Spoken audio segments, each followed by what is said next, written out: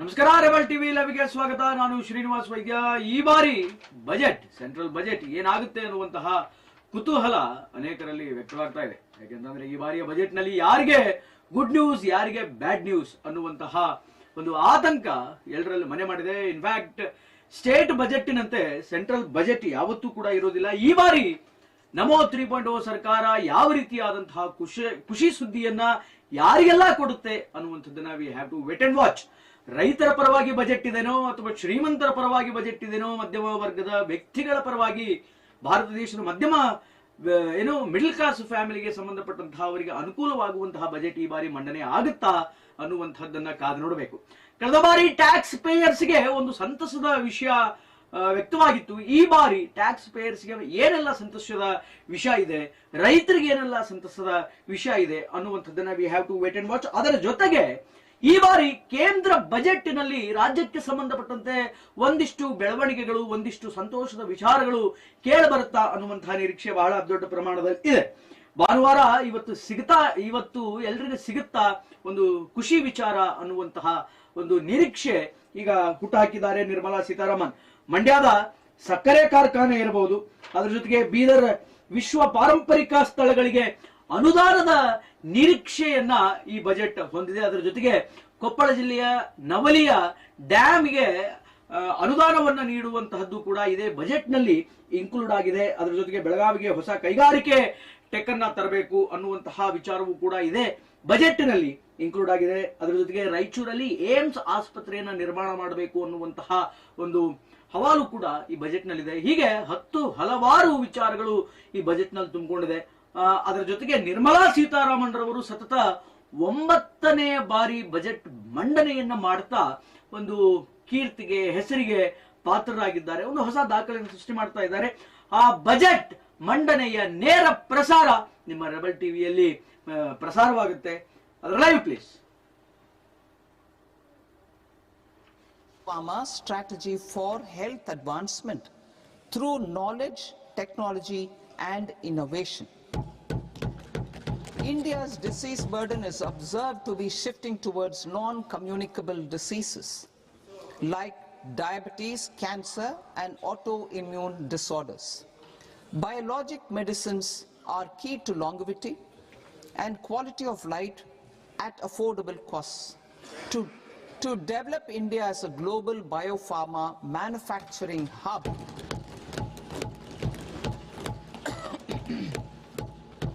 I propose the Biopharma Shakti with an outlay of 10,000 crores over the next 5 years. This will build the ecosystem for domestic production of biologics and biosimilars. The strategy will include a biopharma-focused network with 3 new national institutes of pharmaceutical education and research, popularly known as NIPERS, and upgrading 7 existing ones.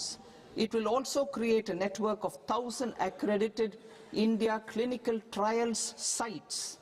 We propose to strengthen the Central Drug Standard Control Organization to meet global standards and approve timeframes through and approval timeframes through a dedicated scientific review cadre and specialists. India's semiconductor mission 1.0 expanded India's semiconductor sector capabilities. Building on this, we will launch ISM 2.0 to produce equipment and materials, design full-stack Indian IP, and fortify supply chains. We will also focus on industry-led research and training centers to develop technology and skilled workforce. The Electronics Components Manufacturing Scheme, launched in April 2025, with an outlay of 22,919 crores, already has investment commitments at double the targets.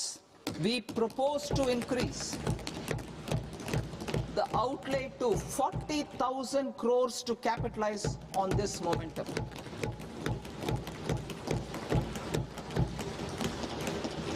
A scheme for rare earth permanent magnets was launched in 2025 November. We now propose to support the mineral-rich states of Odisha, Kerala, Andhra Pradesh and Tamil Nadu to establish dedicated rare earth corridors to promote mining, processing, research and manufacturing. To enhance domestic chemical production and reduction import dependency and reduce import dependency, we will launch a scheme to support states in establishing 3 dedicated chemical parks through challenge route on a cluster-based plug-and-play model. Strong capital goods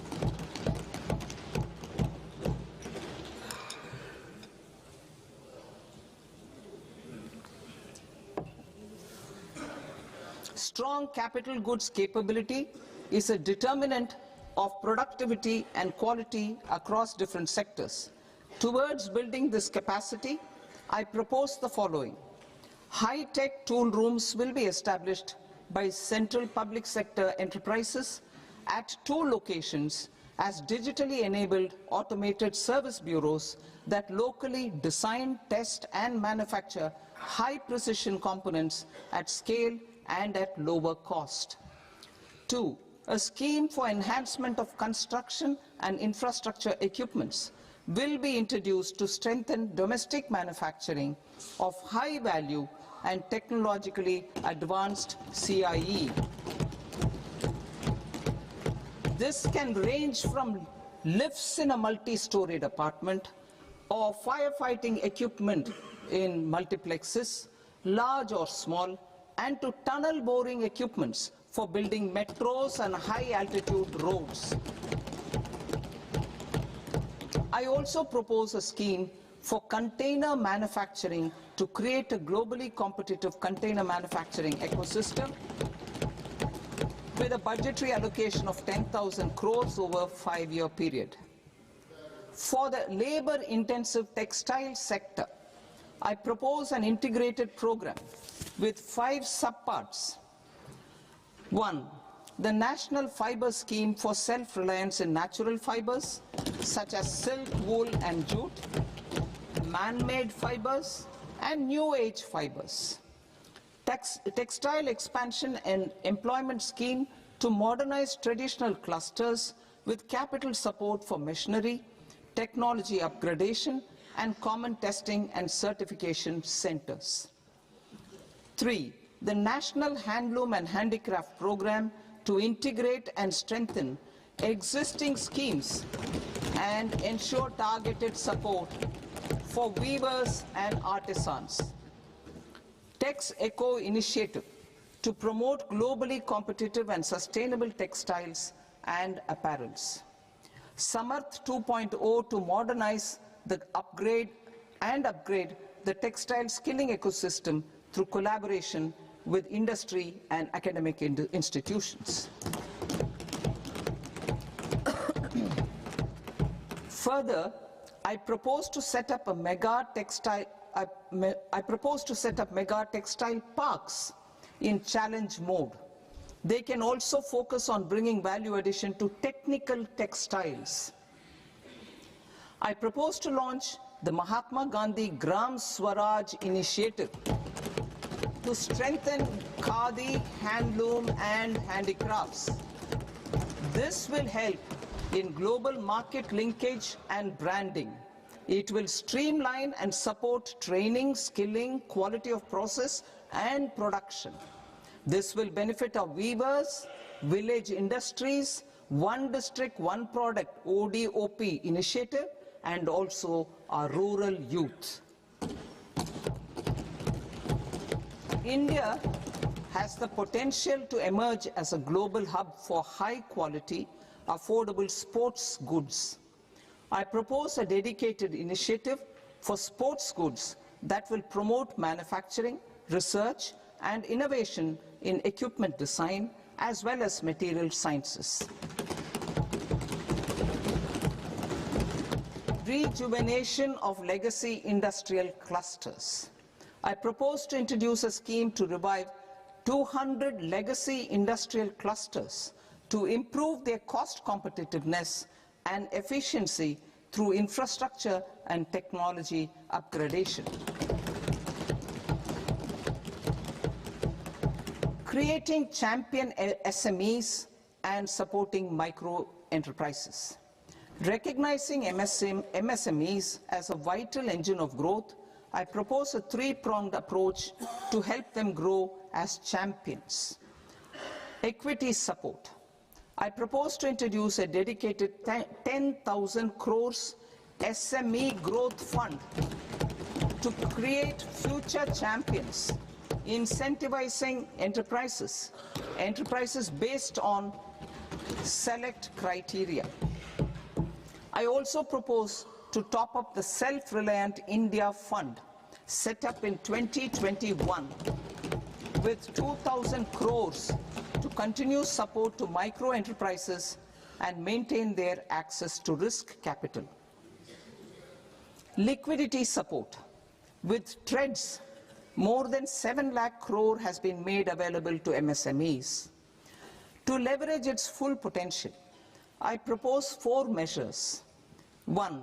Mandate TREDS as the transaction settlement platform for all purchases from MSMEs by CPSEs, serving as a benchmark for other corporates.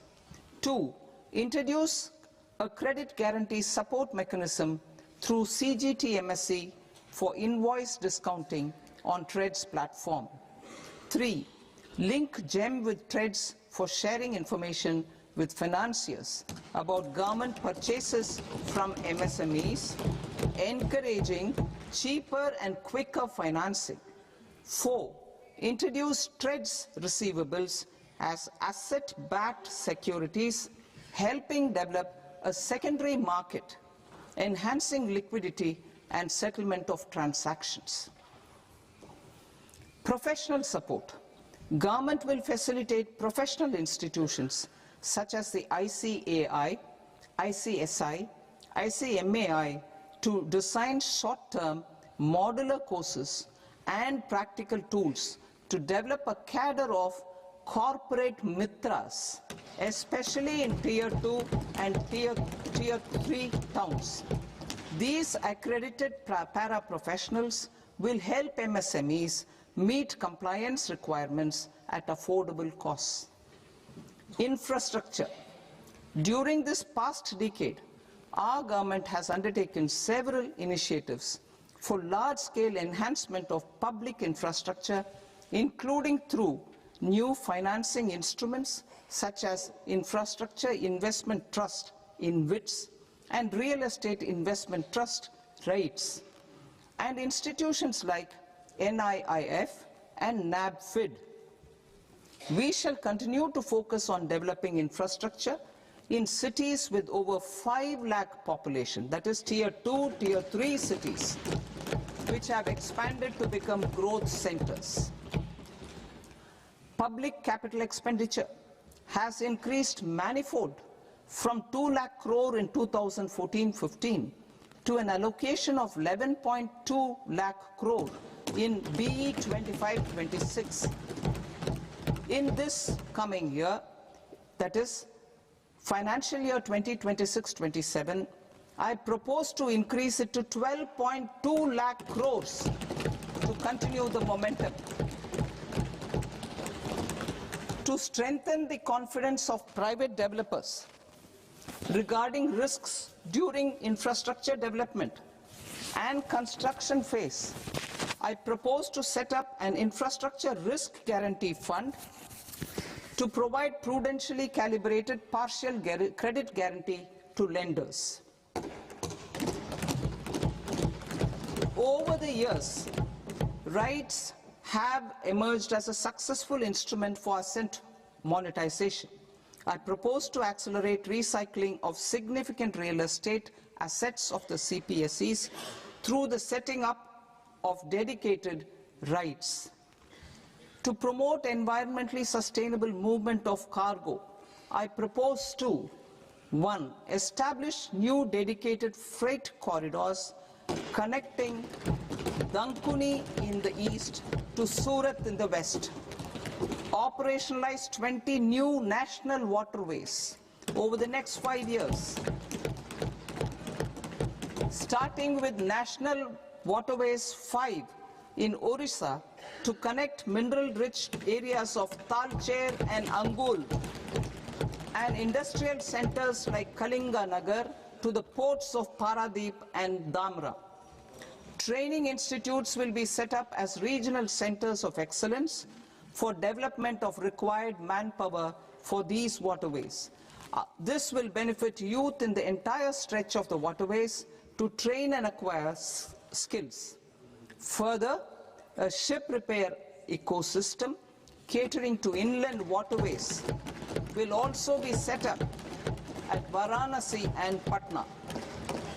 And C, launch a coastal cargo promotion scheme for incentivizing a modal shift from rail to road to increase the share of inland waterways and coastal shipping from 6% to 12% by 2047.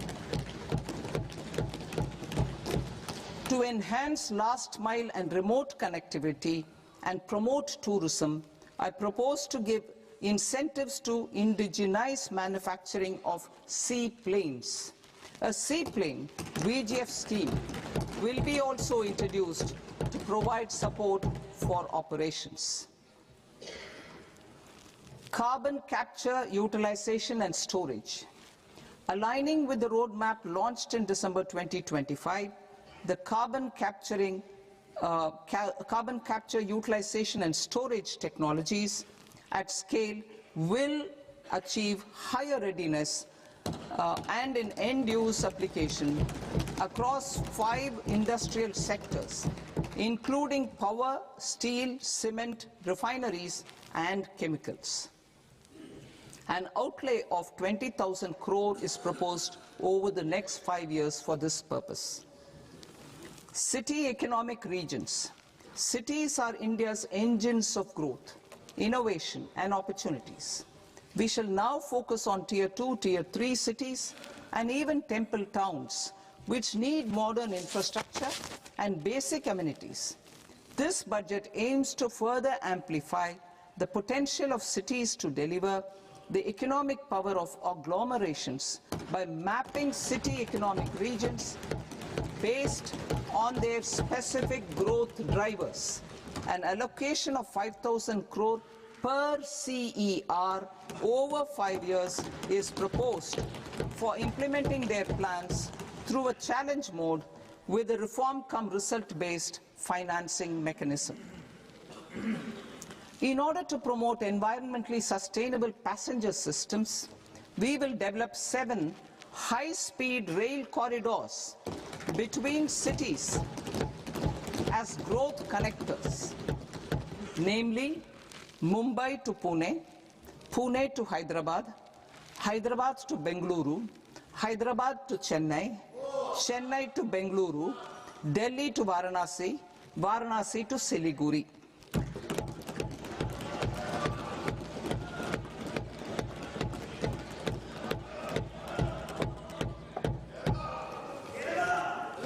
Financial sector.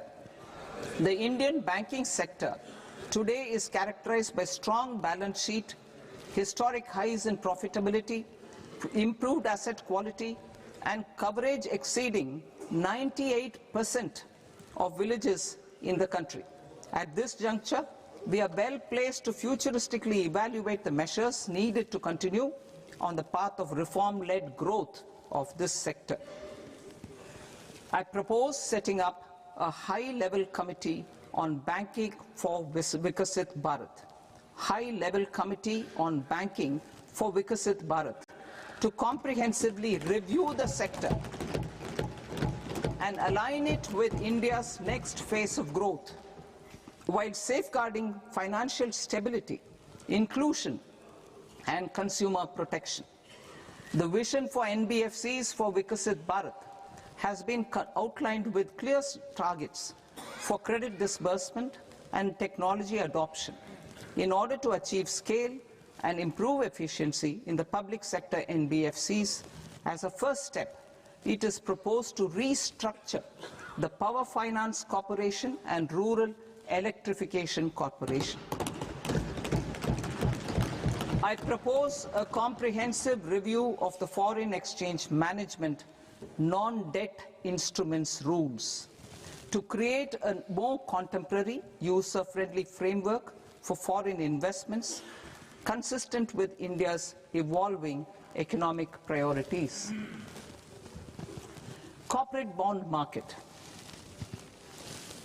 I propose to introduce a market-making framework with suitable access to funds and derivatives on corporate bond indices. I also propose to introduce total return swaps on corporate bonds. Municipal bonds. To encourage the issuance of municipal bonds of higher value by larger cities, I propose an incentive of 100 crore rupees for a single bond issuance. 100 crore rupees for a single bond issuance of more than 1,000 crore. The current scheme under Amrit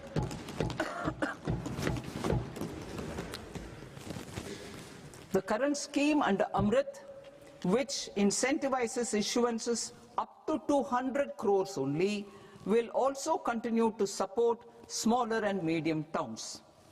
That will also continue to support the smaller and medium towns. Ease of doing business. Individual persons resident outside India, PROI, will be permitted to invest in equity instruments of listed Indian companies through the Portfolio Investment Scheme. It is also proposed to increase the investment limit for an individual PROI under the scheme from 5% to 10%, with an overall investment limit for all individual PROIs to 24% from the current 10%. Emerging technologies including AI. 21st century is technology driven. Adoption of technology is for the benefit of all people. Farmers in the field, women in STEM, youth keen to upskill, and Divyangjan to access newer opportunities. The government has taken several steps to support new technologies through AI Mission, National Quantum Mission, Anusandhan National Research Fund, and Research and Development and Innovation Fund. Our second kartavya is to fulfill aspirations and build capacities. Close to 25 crore individuals have come out of multi-dimensional poverty through a decade of our government's sustained and reform-oriented efforts.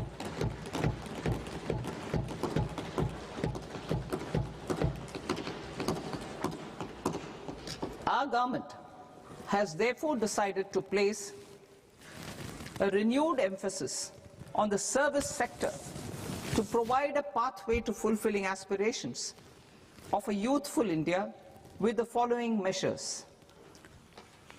I propose to set up a high-powered Education to Employment and Enterprises Standing Committee to recommend measures that focus on services sector as a core driver of Vikasit Bharat.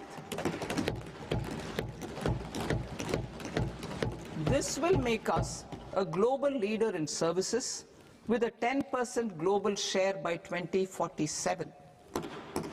The committee will prioritize areas to optimize the potential for growth, employment, and exports. They will also assess the impact of emerging technologies, including AI, on jobs and skill requirements and propose measures thereof.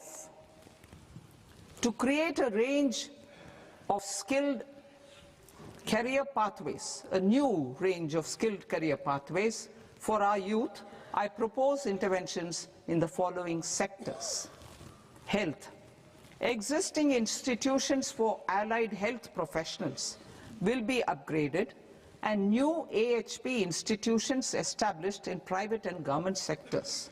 This will cover 10 selected disciplines, including optometry, radiology, anesthesia, OT technology, applied psychology and behavioral health, and add 1 lakh AHPs over the next 5 years. A strong care system covering geriatric and allied care services will be built. A variety of NSQF-aligned programs will be developed to train multi-skilled caregivers, combining core care and allied skills such as wellness, yoga, and operation of medical assistive devices. In the coming year, 1.5 lakh caregivers will be trained.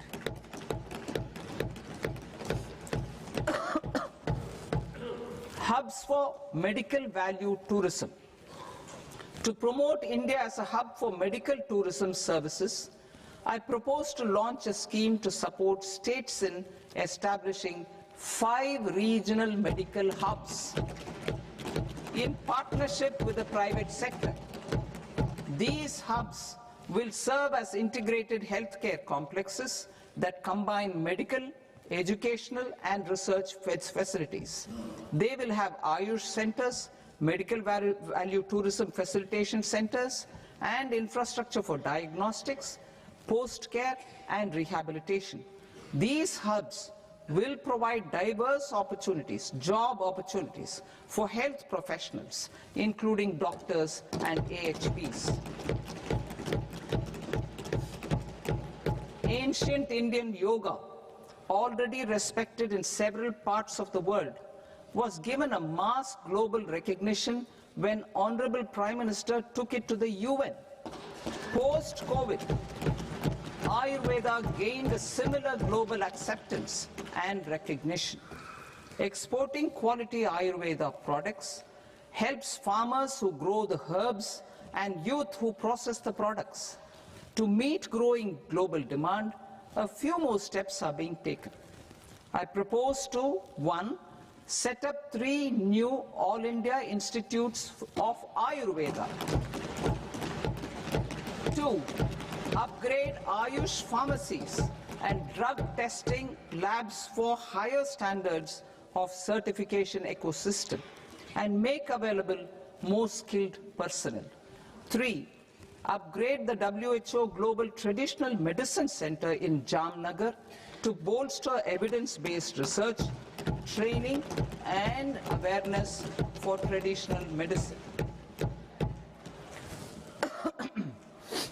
Animal husbandry.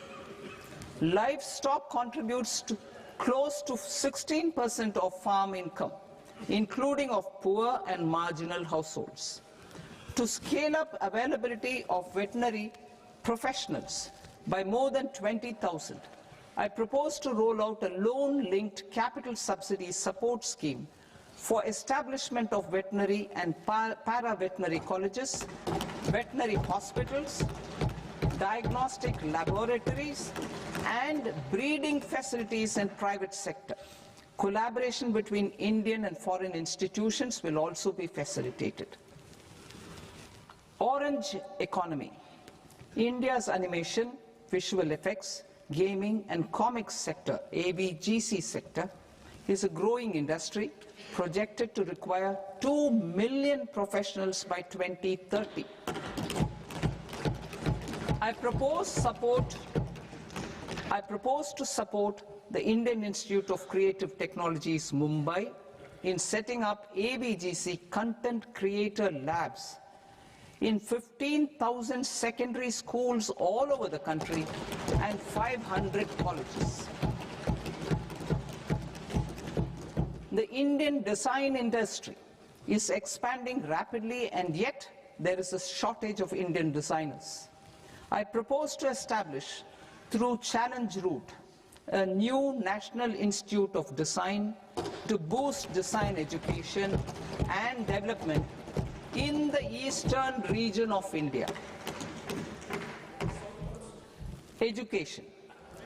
Our government will support states through Challenge Route in creating 5 university townships in the vicinity of major industrial and logistics corridors. These planned academic zones will host multiple universities, colleges, and research institutions skill centers, and residential complexes. In higher education, STEM institutions, prolonged hours of study and laboratory work pose some challenges for girl students. Through VGF, Viability Gap Funding and capital support, one girls' hostel will be established in every district.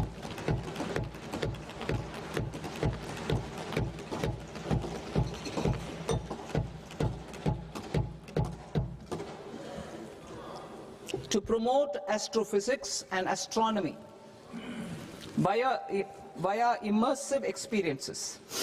4 telescope infrastructure facilities will be set up or upgraded. The National Large Solar Telescope, the National Large Optical Infrared Telescope, the Himalayan Chandra Telescope, and the Cosmos 2 Planetarium. Tourism. The tourism sector has the potential to play a large role in the employment generation, forex earnings, and expanding the local economy. I propose to set up a National Institute of Hospitality by upgrading the existing National Council for Hotel Management and Catering Technology. It will function as a bridge between academia, industry, and government. I also propose a pilot scheme for upskilling 10,000 guides in 20 iconic tourist sites through a standardized, high-quality, 12-week training course in hybrid mode in collaboration with the Indian Institute of Management. A national destination digital knowledge grid will be established to digitally document all places of significance, cultural, spiritual, and heritage. This initiative will create a new ecosystem of jobs for local researchers, historians, content creators, and technology partners. India has the potential and opportunity to offer world-class trekking and hiking experience. We will develop ecologically sustainable mountain trails in Himachal Pradesh, Uttarakhand, and Jammu Kashmir. Also in Araku Valley in the Eastern Ghats and Podigai Malai in the Western Ghats. Turtle trails along key nesting sites in the coastal areas of Odisha, Karnataka, and Kerala. And 3 bird watching trails along the Pulikat Lake in Andhra Pradesh, Tamil Nadu. It's on the border. Under the visionary leadership of Honorable Prime Minister, we established the International Big Cat Alliance in 2024. This year, India is hosting the first ever Global Big Cat Summit, where heads of governments and ministers from 95 range countries will deliberate on collective strategies for conservation. Heritage and culture tourism. I propose to develop 15 archaeological sites, including Lothal, Dholavira, Rakhi Gadi, Adichanallur, Sarnath, Hastinapur, and Leh Palace into vibrant experiential cultural destinations. Excavated landscapes will be open to the public through curated walkways. Immersive storytelling skills and technologies will be introduced to help conservation labs, interpretation centers, and guides. The sports sector provides multiple means of employment, skilling, and job opportunities. Taking forward the systematic nurturing of sports talent, which is set in motion through the Khelo India program earlier, I propose to launch a Khelo India mission to transform the sports sector over the next decade. The mission will facilitate an integrated talent development pathway supported by training centers which are foundational, intermediate and elite levels. B, systematic development of coaches and support staff. C, integration of sports science and technology. D, competitions and leagues to promote sports culture and provide platforms. And E, development of sports infrastructure for training and competition. Our third Kartavya aligns with our vision of Sabka Saath, Sabka Vikas towards Vikasit Bharat. This requires targeted efforts for 1. Increasing farmer incomes through productivity enhancement and entrepreneurship, with special attention to small and marginal farmers. B. Empowering Divyangjan through access to livelihood opportunities, training and high-quality assistive devices. C. Empowering the vulnerable to access mental health and trauma care. D. Focus on the Purvodaya states and the Northeast region to accelerate development and employment opportunities. Fisheries. We will undertake initiatives for integrated development of 500 reservoirs and Amrit Sarovars. 2. Strengthen the fisheries value chain in coastal areas and enable market linkages involving startups and women-led groups together with fish farmer producer organizations. Animal husbandry. To provide quality employment opportunities in rural and peri-urban areas, we will support the animal husbandry sector in entrepreneurship development through A. A credit-linked subsidy program. B. Scaling up and modernization of livestock enterprises. C. Enhanced creation of livestock, dairy and poultry. I'll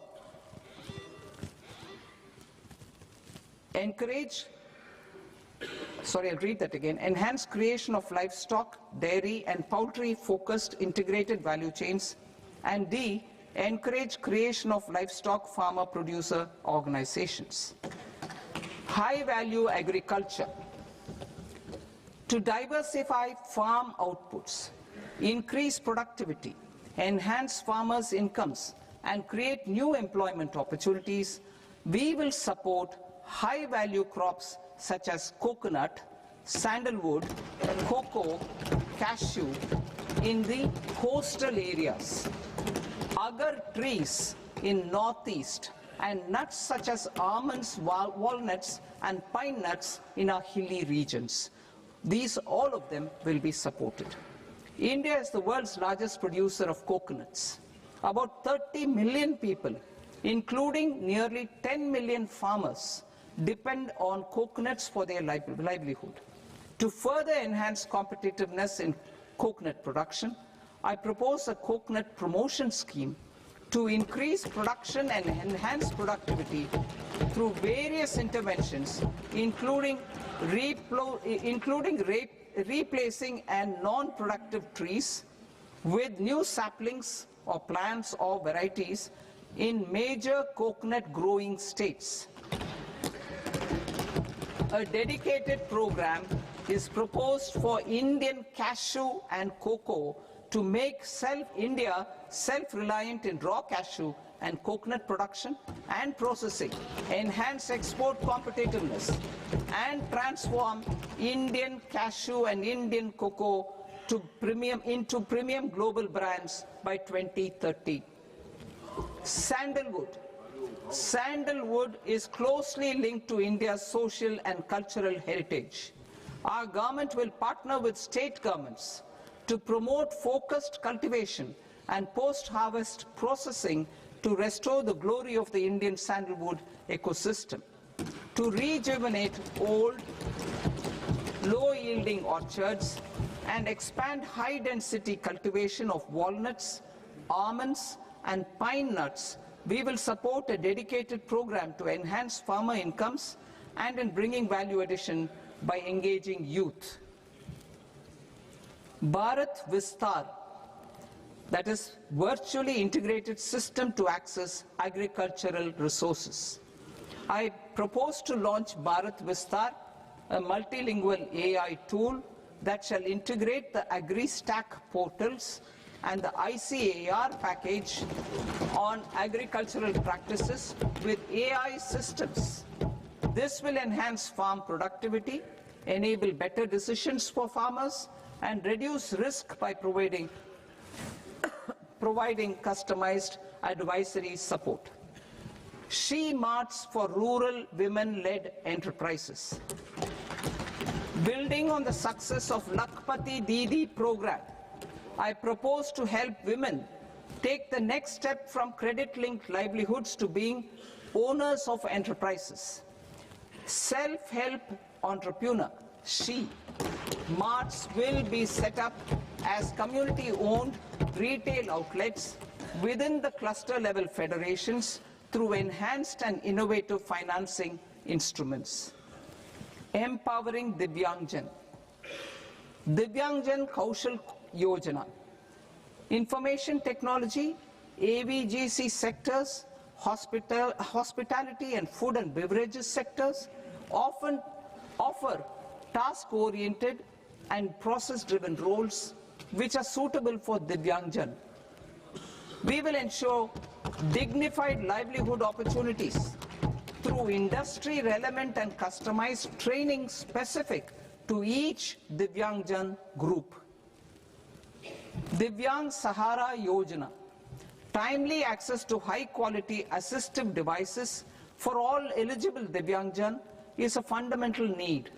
I propose to 1. Support the Artificial Limbs Manufacturing Corporation of India, ALIMCO, to set up and to scale up production of assistive devices, invest in R&D and AI integration, strengthen PM Divyasha Kendras, and support setting up of assistive technology marts as modern retail style centers where Divyangjan and senior citizens can see, try and purchase assistive products.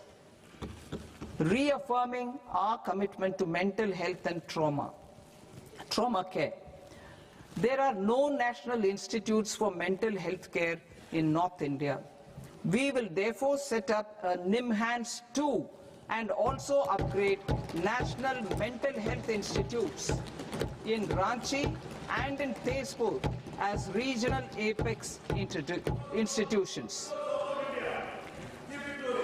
Emergencies expose families, particularly the poor and vulnerable, to unexpected expenditure.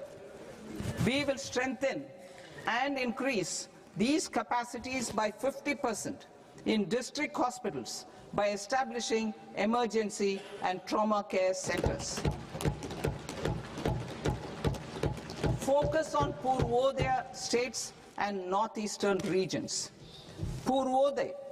I propose the development of an integrated East Coast industrial corridor with a well-connected node at Durgapur, creation of 5 tourism destinations in 5 Purvodaya states, and the provision of 4,000 e-buses. Buddhist sites in northeastern region. The northeastern region is a civilizational confluence of Theravada and Mahayana or Vajrayana traditions. I propose to launch a scheme for development of Buddhist circuits in Arunachal Pradesh, Sikkim, Assam, Manipur, Mizoram and Tripura. The scheme will cover preservation of temples and monasteries, pilgrimage interpretation centers, connectivity and pilgrim amenities. 16th Finance Commission. On 17th November 2025, the 16th Finance Commission submitted its report to the President. As mandated under Article 281 of the Constitution, the government is to lay the report along with the explanatory memorandum on the action taken report on the recommendations of the Commission in Parliament, which, Sir, Honourable Speaker, you've allowed me to do at the commencement of this session. The government has accepted the recommendation of the Commission to retain the vertical share of devolution at 41%, as recommended by the Commission, I have provided 1.4 lakh crores of rupees to the states for the year 2026-2027 as Finance Commission grants. These include rural and urban local body and disaster management grants. Fiscal consolidation. Government has been delivering on our fiscal commitments consistently without compromising on social needs. To strive towards accepted standards of fiscal management in Budget 25-26, I had indicated that the central government would target reaching a debt to GDP ratio of 50 plus or minus 1% by 2030-31.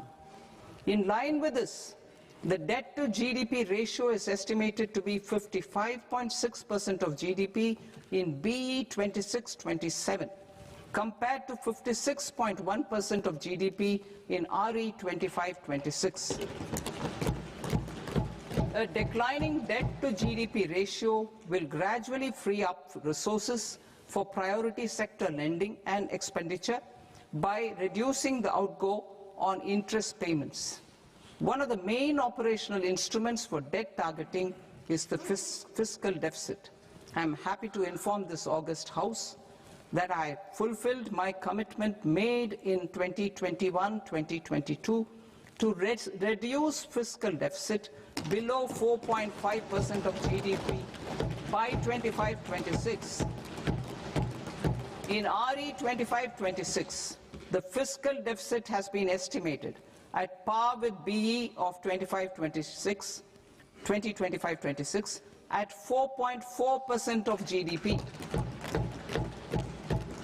In line with the new fiscal prudence path of debt consolidation, the fiscal deficit in BE 26-27 is estimated to be 4.3% of the GDP.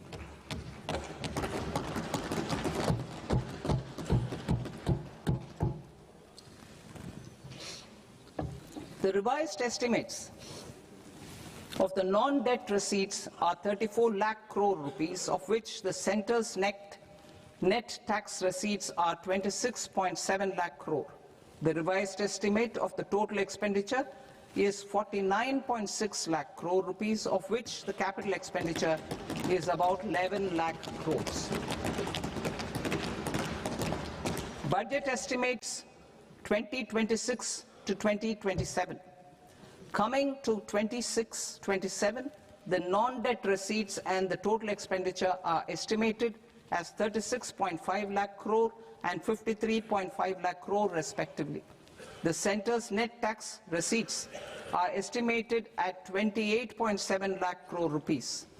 To finance the fiscal deficit, the net market borrowings from dated securities are estimated at 11.7 lakh crore rupees. The balance financing is expected to come from small savings and other sources. The gross market borrowings are estimated at 17.2 lakh crore rupees. I'll now move to Part B. Part B, direct taxes.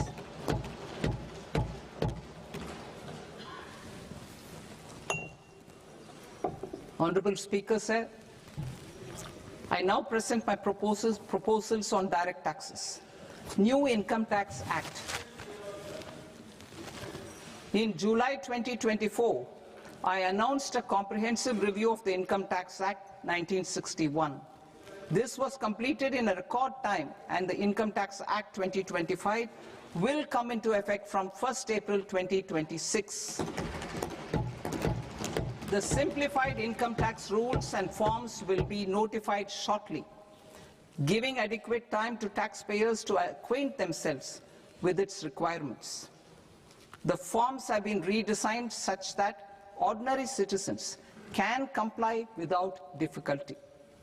Ease of living. I propose that any interest awarded by the Motor Accident Claims Tribunal to a natural person will be exempt from income tax, and any TDS on this account will be done away with. I propose to reduce TCS rate on the sale of overseas tour program package from the current 5% and 20% to 2% without any stipulation of amount. I propose to reduce TCS rate for pursuing education and for medical purposes under the Liberalized Remittance Scheme, popularly known as LRS, from 5% to 2%. Supply of manpower services is proposed to be specifically brought within the ambit of payment to contractors for the purpose of TDS to avoid ambiguity. Thus, TDS on these services will be at the rate of either 1% or 2% only. I propose a scheme for small taxpayers, wherein a rule-based automated process will enable obtaining a lower or nil deduction certificate instead of filing an application with the assessing officer. For the ease of taxpayer holding securities in multiple companies, I propose to enable depositories to accept Form 15G or Form 15H from the investor and provide it directly to various relevant companies. I propose to extend time available for revising returns from 31st December to up to 31st March with the payment of a nominal fee. I also propose to stagger the timeline for filing of tax returns. Individuals with ITR 1 and ITR 2 returns will continue to file till 31st July, and non-audit business cases or trusts are proposed to be allowed time till 31st August. TDS on sale of immovable property by a non-resident is proposed to be deducted and deposited through resident buyers and his or her PAN-based challan instead of requiring a TAN, which is a temporary accounting number.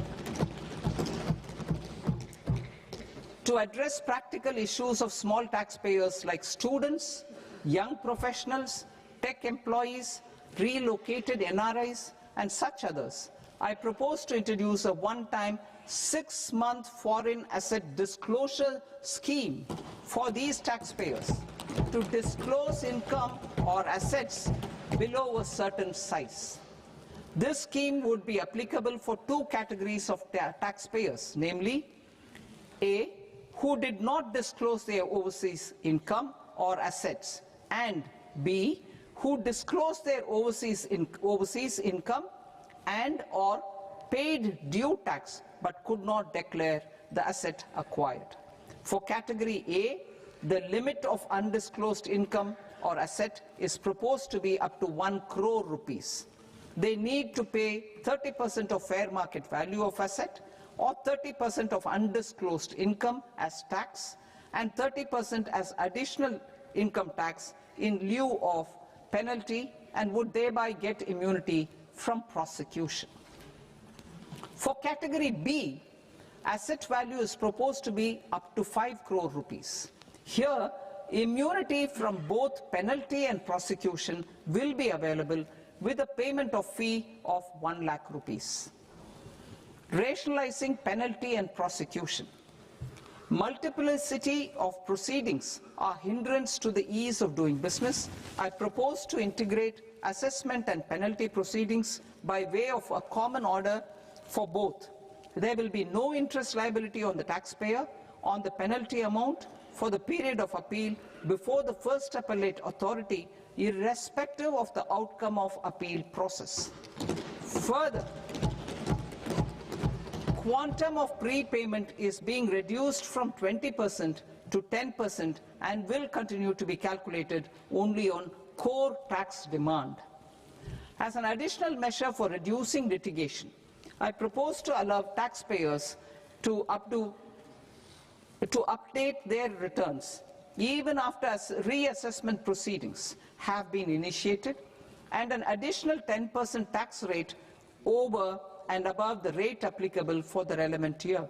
The assessing officer will then use only this updated return in his proceedings. There is already a framework for immunity from penalty and prosecution in the cases of underreporting. I propose to apply this framework for immunity to misreporting too. However, in such a case, the taxpayer will need to pay 100% of the tax amount as an additional income tax over and above the tax and interest due. Penalties for certain technical defaults, such as failure to get accounts audited, non-furnishing of transfer pricing audit report, and default in furnishing statement for financial transactions are proposed to be converted into fee.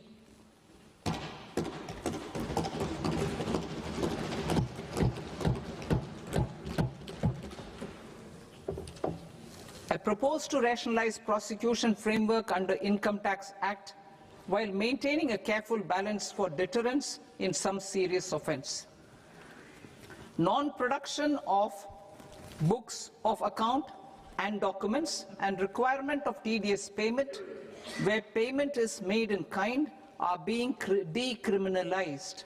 Further, minor offences will attract fine only. The remaining prosecutions will be graded commensurate with the quantum of offence. They will entail only simple imprisonment with maximum imprisonment reduced to 2 years and power to courts to convert even those into fines. There is no penalty. There is no penalty presently for non-disclosure of non-immovable foreign assets with aggregate value less than 20 lakh rupees. I propose to also provide them with immunity from prosecution with retrospective effect from 1/10/2024.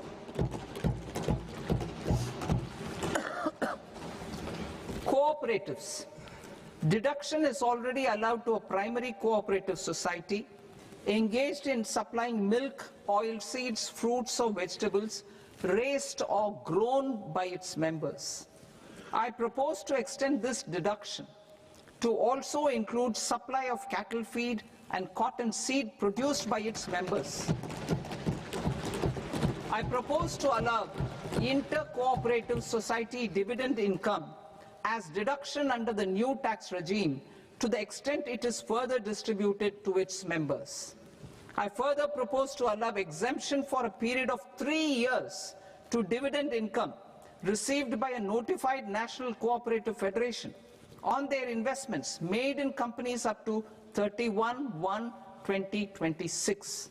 This exemption would be allowed only for dividends further distributed to its member cooperatives. Supporting IT sector as India's growth engine.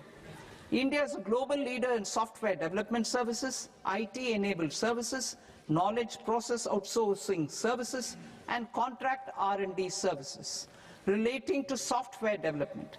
These businesses and their segments are quite interconnected with each other. All these services are proposed to be clubbed under a single category of information technology services with a common safe harbor margin of 15.5% applicable to all. The threshold for availing safe harbor for IT services is being enhanced substantially from 300 crore rupees to 2,000 crore rupees. Safe harbor for IT services shall be approved by an automated rule-driven process without any need for tax officer to examine and accept the application. Once applied by an IT services company, the same safe harbor can be continued for a period of 5 years at a stretch at its choice. For IT services companies who want to conclude advanced pricing agreement, APA, I propose to fast-track unilateral APA process for IT services and endeavor to conclude it within a period of 2 years. The period of 2 years can be extended by a further period of 6 months on taxpayers' request. I propose to extend the facility of modified returns available to the entity entering APA to its associated entities also. Attracting global business and investment. Recognizing the need to enable critical infrastructure and boost investment in data centers, I propose to provide tax holiday till 2047 to any foreign company that provides cloud services to customers globally by using data center services from India. It will, however, need to provide services to Indian customers through an Indian reseller entity. I also propose to provide a safe harbor of 15% on cost in case the company providing data center services from India is a related entity. To harness the efficiency of just-in-time logistics for electronic manufacturing, I propose to provide safe harbor to non-residents for component warehousing in a bonded warehouse at a profit margin of 2% of the invoice value. The resultant tax of about 0.7% will be much lower than in competing jurisdictions. To provide fillip to toll manufacturing in India, I propose to provide exemption from income tax for 5 years to any non-resident who provides capital goods, equipment, or tooling to any toll manufacturer in a bonded zone. To encourage vast pool of global talent to work in India for a longer period of time, I propose to provide exemption to global, non-India sourced income of a non-resident expert for a stay period of 5 years under notified schemes. I propose to provide exemption from minimum alternate tax, the MAT, to all non-residents who pay tax on presumptive basis. Tax administration. I propose to constitute a joint committee of Ministry of Corporate Affairs and Central Board of Direct Taxes for incorporating the requirements of income computation and disclosure standards, the ICDS, in the Indian Accounting Standards, IND AS itself. Separate accounting requirement based on ICDS will be done away with from the tax year 27-28.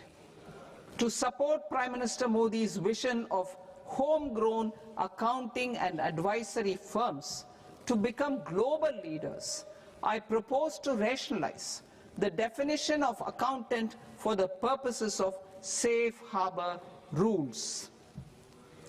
Other tax proposals. Change in taxation of buyback was brought in to address the improper use of buyback route by promoters. In the interest of minority shareholders, I propose to tax buyback for all types of shareholders as capital gains. However, to disincentivize misuse of tax arbitrage, promoters will pay an additional buyback tax. This will make effective tax 22% for corporate promoters. For non-corporate promoters, the effective tax will be 30%. TCS rate for sellers of specific goods, namely alcoholic liquor, scrap, and minerals, will be rationalized to 2%, and that on tendu leaves will be reduced from 5% to 2%. I propose to raise the STT on futures to 0.05% from the present 0.02%. STT on options premium and exercise of options are both proposed to be raised to 0.15% from the present rate of 0.1% and 0.125% respectively. We reformed the taxation landscape for corporates in 2019 by providing them a simplified regime with lower tax rate so that they could productively focus on business rather than on claim of deductions and exemptions. To encourage companies to shift to the new regime, set off of brought forward MAT credit, minimum alternate tax credit, is proposed to be allowed to companies only in the new regime. Set off using available MAT credit is proposed to be allowed to an extent of 1/4 of the tax liability in the new regime. MAT is proposed to be made final tax, so there will be no further credit accumulation from 1st April 2026. In line with this change, the rate of final tax is being reduced to 14% from the current MAT rate of 15%. The brought forward MAT credit of taxpayers accumulated till 30th March 2026 will continue to be available to them for set-off as above. Indirect taxes. I shall now take up proposals related to indirect taxes. My proposals for customs and central excise aim to further simplify the tariff structure, support domestic manufacturing, promote export competitiveness, and correct inversion in duty. To continue weeding out long-continuing customs duty exemptions, I propose to remove certain exemptions on items which are being manufactured in India or where the imports are negligible.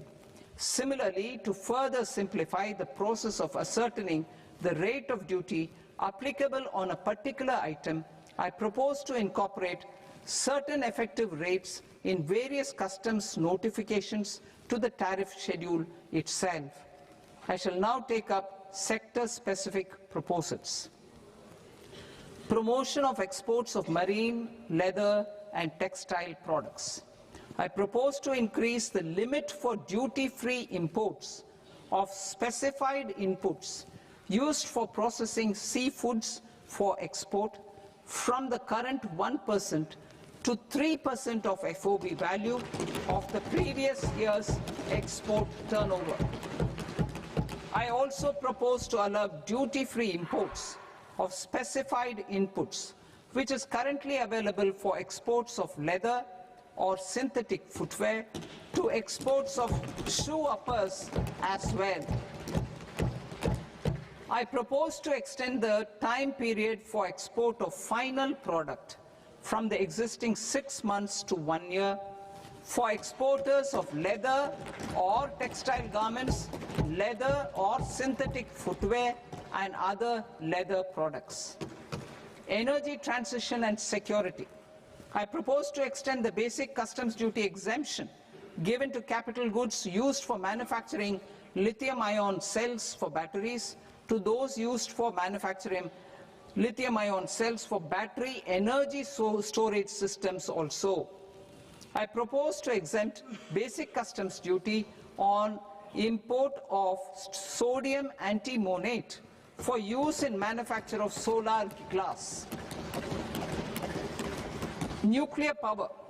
I propose to extend the existing basic customs duty exemption on imports of goods required for nuclear power projects till the year 2035 and expand it for all nuclear plants irrespective of their capacity.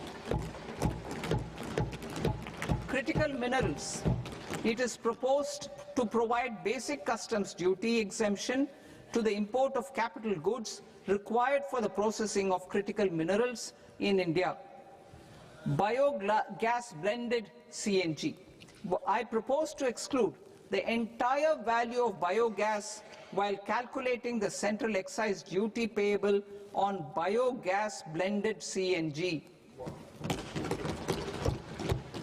Civil and defense aviation.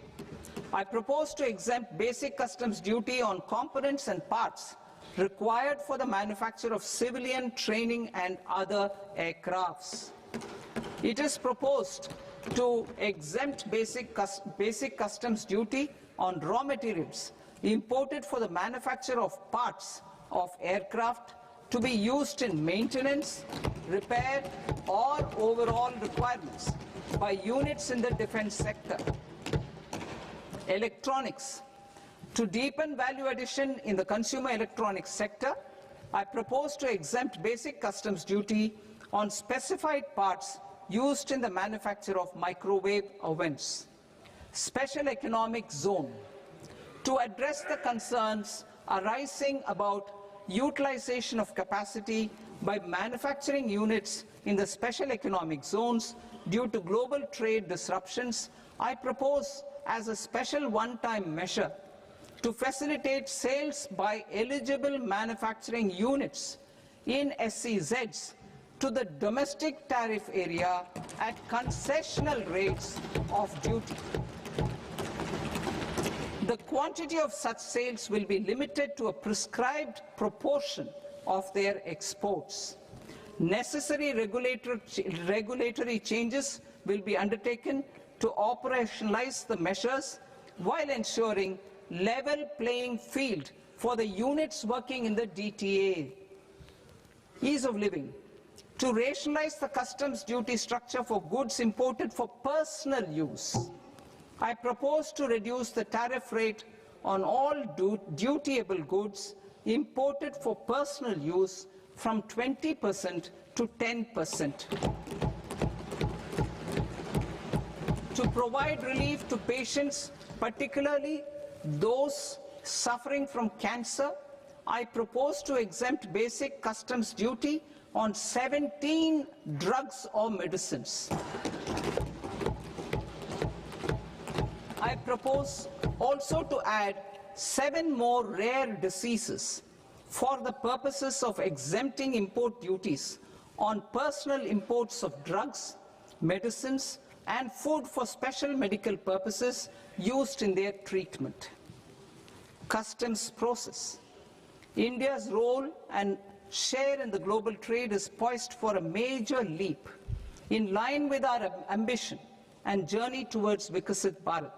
In this regard, I propose many measures for custom processes to have minimal intervention for smoother and faster movement of goods and greater certainty to the trade. Trust-based systems. I propose to enhance duty deferral period for Tier 2 and Tier 3 authorized economic operators, known as AEOs, from 15 days to 30 days. I propose to provide eligible manufacturer importers the same duty deferral facility. This should encourage them to get themselves accredited as a full-fledged Tier 3 AEO in due course. To provide greater certainty and for better business planning, I propose to extend validity period of advance ruling binding on customs from the present 3 years to 5 years. In the spirit of the whole of government approach,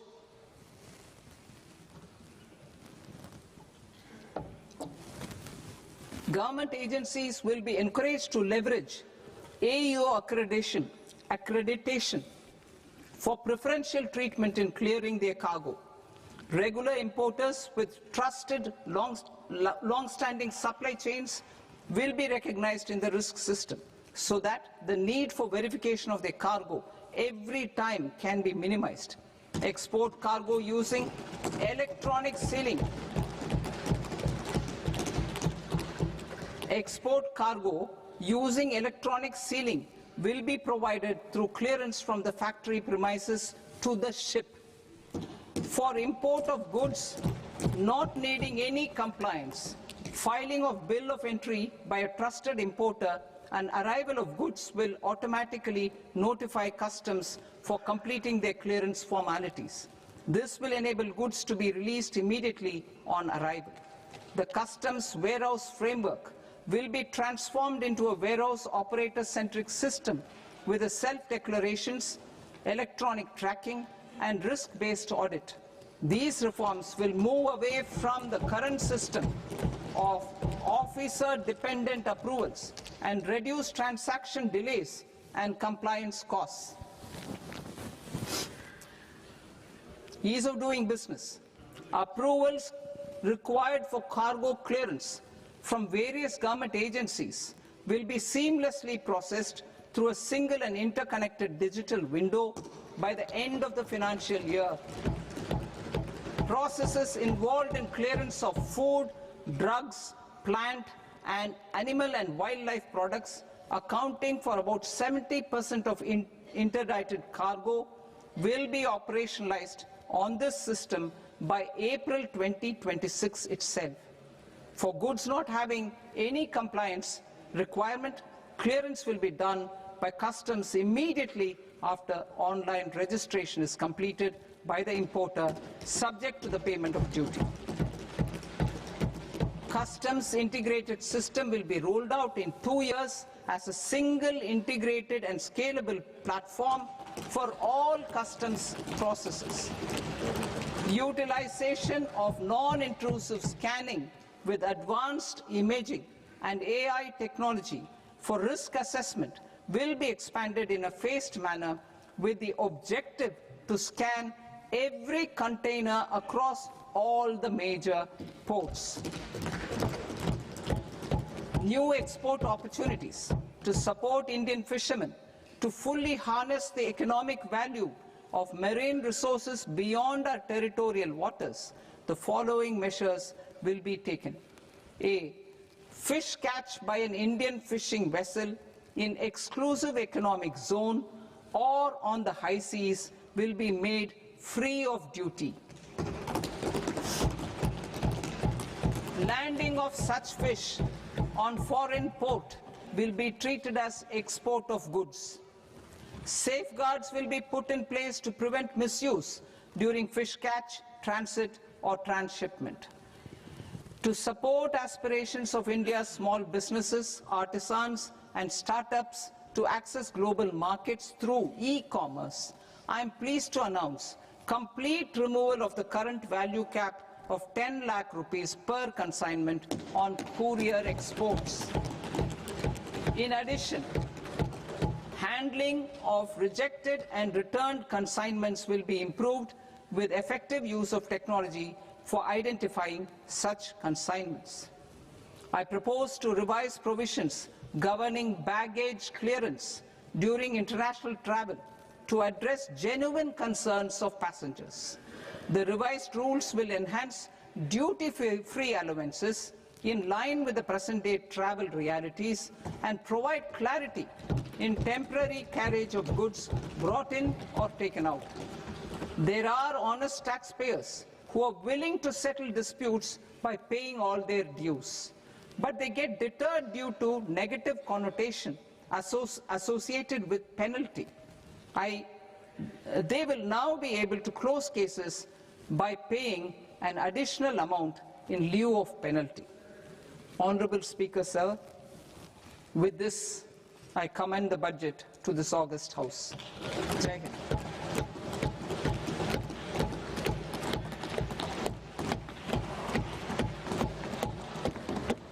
One and a half hours. Item number 3 माननीय वित्त मंत्री जी।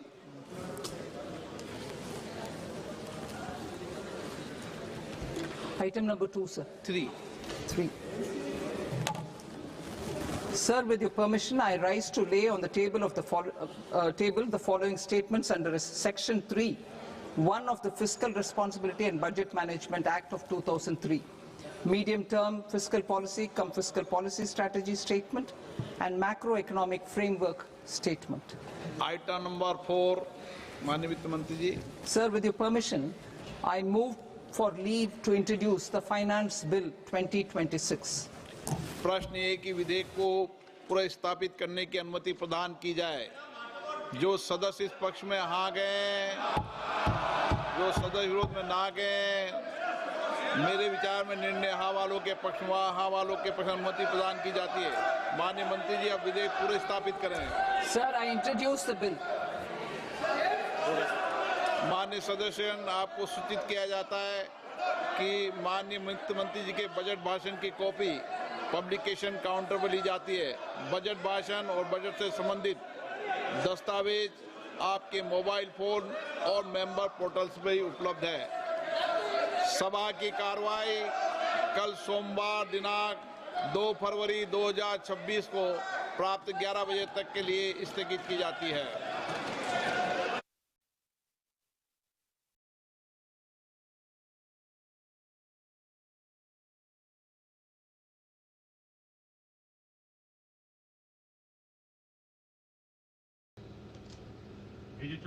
जन समूह में उत्सुकता बढ़ती हुई। प्रधानमंत्री जी का अभिवादन करें। भारत माता की।